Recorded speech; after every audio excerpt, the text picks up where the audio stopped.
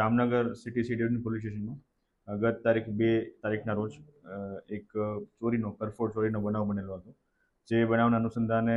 જિલ્લા એલસીબીની અલગ અલગ ટીમો તેમજ સિટી ડિવિઝન પોલીસ સ્ટેશનના સર્વેલન્સ સ્ટાફ તેમજ અલગ અલગ લોકોની ટીમો બનાવેલી હતી. જેમાં એલસીબી સ્ટાફના ભરતભાઈ ડાંગર, અર્જણભાઈ કુડિયાતર તથા કિશોરભાઈ પરમાર અને ધર્મેન્દ્રસિંહ જાડેજાને અલગ અલગ ટીમો બનાવી અને વિસ્તારમાં આ પ્રકારની ગરફોડ ચોરી કરતા ઇસમો બાબતે તપાસમાં રહેલા હોય તે દરમિયાન તેમને જે આ કામના આરોપી છે જેનું નામ છે સની ઉર્ફે સની સન ઓફ જયસિંહભાઈ રામચંદ્રભાઈ કોળી જાતે બાવરી અને જે દિગ્જામ સર્કલ પાસે રહે છે આ આરોપી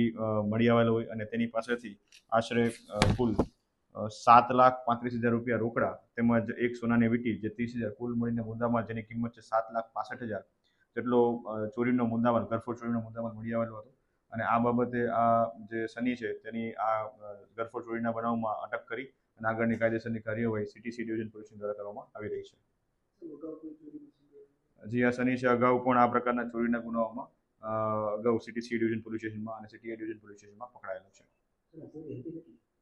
ચોરીમાં જે ફરિયાદી છે જેનું નામ છે નારણભાઈ હમીરભાઈ કંડોરિયા તેમના દ્વારા ફરિયાદમાં જણાવેલું હતું કે કુલ 8,30,000 રોકડા અને